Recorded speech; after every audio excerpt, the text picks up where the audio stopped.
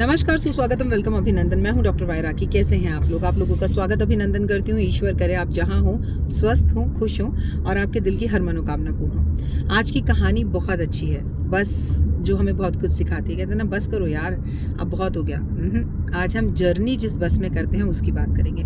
बहुत समय पहले की बात है, कपूर परिवार हुआ करता था। कपूर परिवार के 2 बेटे थे। पिता ने सोचा कि मैं दुनिया को टाटा बाय बाय करूं, उससे पहले अपने दोनों बेटों के नाम पर सब कुछ कर दूं। दोनों बेटों के नाम पर जायदाद करने की जैसे ही बातें आई तो बड़ा बेटा छोटे बेटे को बोलने लगा, छोटा बेटा बड़े बेटे को बोलने लग गया।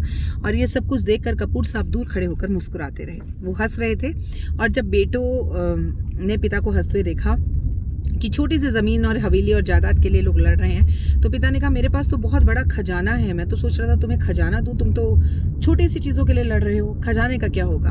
अब दोनों बेटे शांत हो गए। उन्होंने बोला, मैं तुम्हें खजाने के पास लेकर चल रहा हूँ, लेकिन एक बात याद रखना, मेरी एक शर्त है। खजाना मैं तुम दोनों को तभी दूंगा जब पूरे सफ़र में तुम आपस में लड़ाई नहीं करोगे। अब वो खजाना लेने के लिए तुम्हें मेरे साथ मेरे गांव जाना होगा, हमारी पुरानी हवेली पर। दोनों बच्चे चुप हो गए। खजाने के नाम पर उनके मुंह के अंदर लाट टपकने लग गई। सब ने आपस में ये समझौता किया, दोनों भाइयों ने, कि हम कोई लड़ाई नहीं करेंगे। कपूर साहब मन ही मन मुस्कुरा रहे थे।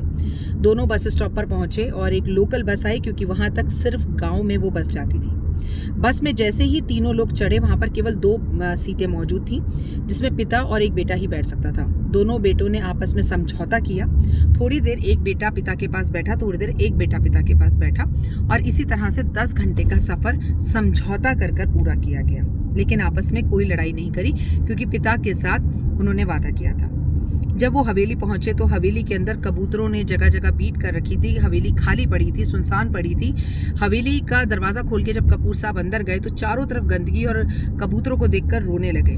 बेटों ने पूछा, पिताजी आप क्यों रो रहे हैं, खजाना कहाँ है? पिता ने मुस्कुराते हुए बोला, इस हवेली के लिए मैंने अपने भाई से बहुत लड़ाई की थी और उससे जिद कर मैंने ये हवेली ज़बरदस्ती ली थी, और उसके बाद मेरे भाई ने मुझे ये हवेली दे दी और वो विदेश चला गया। वो इस हवेली में नहीं रह पाया। लेकिन कुछ समय बाद कुछ हालात ऐसे हुए कि कुछ दंगे ऐसे हो गए कि मुझे भी अपने परिवार को लेकर बाहर जाना पड़ा, और ये हवेली सूनी हो गई और आज इस हवेली में कबूतर रहते हैं, कोई नहीं रहता। ये सोचकर मैं मुस्कुरा रहा हूँ। जो जिंदगी है ना, बिल्कुल उस बस की तरह है जैसे वो सीट थी। उस सीट पर तुम लोग बैठे, क्या उस पर तुम्हारे बाद कोई और नहीं बैठेगा?